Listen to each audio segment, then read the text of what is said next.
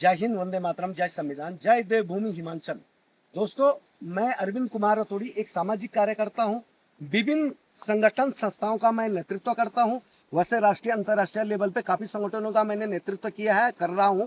और मैं एक न्यायालय जनहित याचिकाकर्ता, न्याय मित्र भी हूं।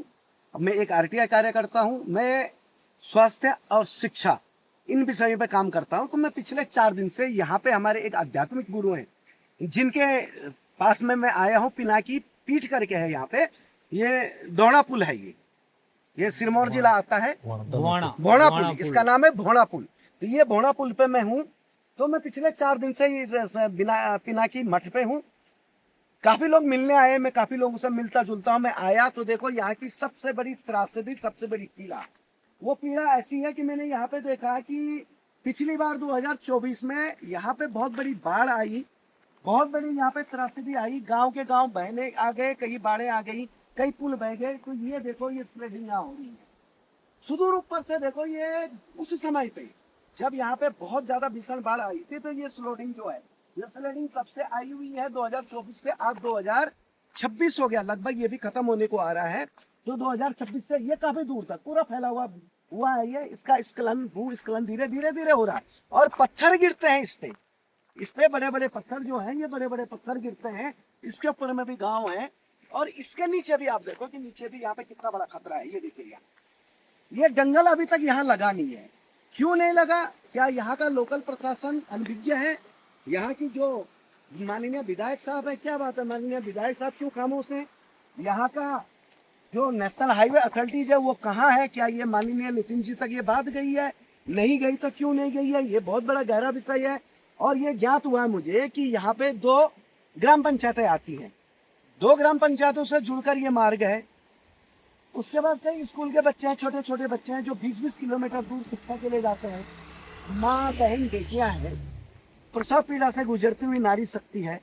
ये कहाँ जाएंगे अगर ये इस पर जंगल नहीं लगा, इस पर पुख्ता नहीं दिया गया, तो ये कहाँ जाएंगे? अभी बारिश का सीजन शुरू होने वाला है। ये जुलाई महीना शुरू हो गया, बारिश आएंगी, मानसून आएगा। तो मुझे बताओ, ये पुल अगर बंद हो गया, देखो वो वहां जूम करके बताइए, ये देखिए पुल के पास में, ये यहाँ भी भूस्खलन होना शुरू हो गया। ऊपर से पूरा मलबा आएगा, ऊपर कई गांव बसे हैं, उनको भी खतरा है। तो ये पूरा बताइए, ये मार्ग अगर बंद हो गया, अवरुद्ध हो गया, तो लोग स्कूल कैसे जाएंगे? स्वास्थ्य केंद्रों पे कैसे जाएंगे? यहाँ का युवा राष्ट्र धर्म सर्वोपरि को मानते हुए फौज में जाता है, वो फौज में कैसे जाएगा वो बच्चा? क्या उसको देश सेवा के लिए जाना? परीक्षा एग्जाम है, किसी के कोर्ट कचहरी के काम होते हैं, शासन प्रशासन के काम होते हैं, तो ये लोग कहाँ जाएंगे बताइए? ये देखो, ये पूरा भूस्खलन जो है, पिछली आपदा से और अभी तक इस पर अनदेखी हुई है। क्या माननीय यहाँ के सांसद हैं कश्यप साहब, क्या उनको भी ये बात का पता नहीं है? यहाँ के जो लोकल विधायक हैं, उनके बारे में बात पता चली, गांव वालों से मैंने बात की, तो ये लगभग 50 सालों से इनका परिवार यहाँ राज ही करूंगा मैं कि राज कर रहा है, राज ही करना हो गया। पिताजी थे, अब विधायक साहब हैं, वो भी अनदेखी किए हुए हैं, जबकि उन्होंने गांव के बारे में ये बातचीत करनी चाहिए। जो यहाँ के विधायक है वो विनय कुमार जी हैं। तो क्या विधायक विनय कुमार जी को पता नहीं है इस बारे में?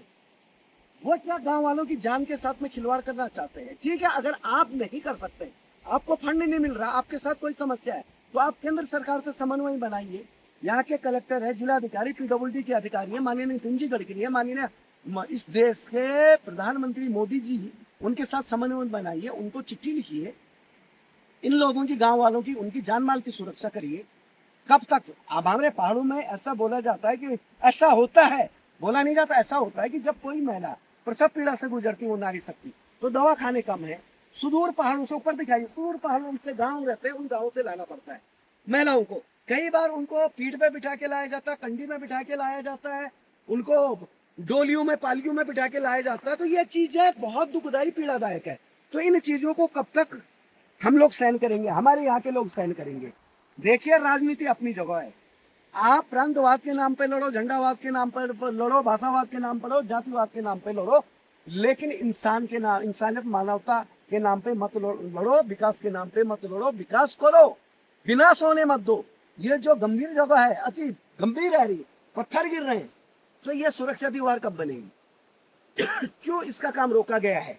मैं माननीय नितिन जी गडकरी से विनती करूंगा, जब मैं नागपुर जाऊंगा, माननीय नितिन जी गडकरी से मैं बात करूंगा, माननीय मोहन भागवत जी से मैं बात करूंगा।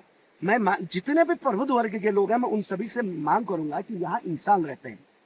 अरे हम तो भेड़ बकरियों के लिए, हम तो कण कण में भगवान ढूंढते हैं। हम पत्थरों में, पर्वतों में पिता तुल्य मानते पर्वतों को, पेड़ों में भगवान ढूंढते हैं। या इंसान है, कहाँ चले जाएंगे ये लोग? छोटे छोटे नन्हे बच्चे हैं जिनकी पीठों पे अपेक्षाओं का बोझ है। वो बड़े बड़े बैग उनके पास हैं। वो बच्चे 20 किलोमीटर, जब मैं आ रहा था यहाँ पे, तो लगभग मैं हरियाणा से यहाँ तक 7 बस चेंज करके आया। तो आप सोचिए यहाँ की पीड़ा कैसी होगी आम लोगों की। वो बच्चे 20-20 किलोमीटर पैदल चल रहे थे, खड़े चल रहे थे, पैदल ही हो गए, खड़े चल रहे थे। मैं बोला बेटा कैसा?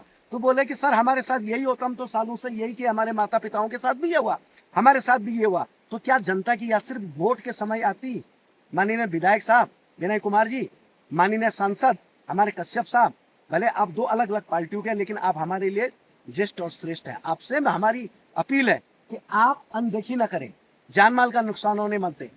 इन गांव वालों के लिए, इनकी पीड़ा के लिए, इनके विकास के लिए तुरंत काम करें। अगर आपके कामों में रुकावट आती, कोई आपको काम करने नहीं देता, आपको फंड नहीं मिलता, तो मैं आपको अरविंद कुमार रतूड़ी, मैं आपको पूरा वादा करता हूं कि मैं हर समय कंधे से कंधा मिलाकर आपके साथ हूं। इस पुल को आप बंद होने मत देना, गांव को कटने मत देना, नहीं तो 60-70 किलोमीटर कहाँ जाएंगे लोग, कैसे जाएंगे? इस बात की आप कल्पना करना। वोट के समय आप लोग नम्रता से झुक जाते हैं, लेकिन जब चुनाव हो जाते हैं, सब कुछ भूल जाते हैं।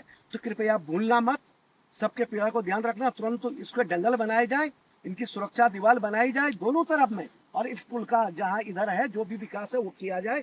किसी भी तरह की अनहोनी अब न हो। यहाँ पे 24 से लेकर 26 खत्म होने को आ रहा है। तो ये ऐसी राजनीतियां न करें, द्वेषपूर्ण राजनीतियां कोई भी न करे। कोई भी पक्ष पार्टी हो, वो जनता जनार्दन को अपना भगवान माने। जनता जनार्दन लोकतंत्र में, पीपल टू द पावर, लोकतंत्र में राजा होती है, तो अपमान न करें। और ये जो खतरा है, क्योंकि मेरी आंखें बंद हो रही, मैं माँ बहन बेटियों को देख रहा हूँ सर पे बोझा लेके जा रही, आज भी सर पे बोझा लेके जा रही। जब हम चांद पे जाने की बात करते हैं, हम विभिन्न ग्रहों पे जा रहे हैं, हम अंतरिक्ष में नंबर 1 बनते, हम सुरक्षा के क्षेत्र में धीरे धीरे बहुत आगे बढ़ रहे हैं। अरे आज भी हमारी माँ बहन बेटियां सर पे ले जा रही, पत्थर गिर रहे हैं। वो दिन वो कोई गाय चढ़ते चढ़ते गाय गिर गई, क्योंकि ये इस तरह की अगर लापरवाही रहेंगी शासन प्रशासन के, हमारे जनप्रतिनिधियों की, तो मुझे बताइए, पत्थर देखो ये किनारे पे, ये अगर आते जाते किसी पैदल राहगीर पे गिर गया, किसी वाहन पे गिर गया, तो मुझे बताइए उसकी जान की कीमत क्या लगाओगे आप? चंद पैसे हाथ जोड़ के उनके दरवाजे पे जाओगे कि हम आपको कुछ लाख देते हैं, आप भूल जाओ। तो इंसान की कीमत कीड़े मकोड़े नहीं, हम तो कीड़े मकोड़ों को भी पांव के नीचे आने से बचाते हैं। तो कृपया हाथ जोड़कर विनती है, अगर आप लोगों से नहीं होता है तो यकीन मानिए, मैं माननीय उच्चतम न्यायालय, हाई कोर्ट या माननीय सर्वोच्च न्यायालय, सुप्रीम कोर्ट में एक न्याय मित्र होने के नाते जरूर मैं एक याचिका दायर करूंगा। अगर ये काम नहीं हुआ तो अतिशीघ्र इस काम को करें, मानसून सत्र शुरू होने से पहले करें। जब मैं दोबारा यहाँ कभी आऊं तो कम से कम मुझे इस बात का यहाँ पे ये मिले, संतोष मिले कि नहीं, मेरी माँ बहन बेटियों के लिए, मेरे गांव वालों के लिए, मेरे सभी ग्रामीण वासियों के लिए, उन सभी प्राणियों के लिए, गौ माताओं के लिए, गोवंशों के लिए, भेड़ बकरियों के लिए, सबके लिए रास्ता बन चुका है और दोबारा इसको बंद होने की कोई भी नौबत नहीं है। तो मुझे उस बात की उस दिन खुशी होगी।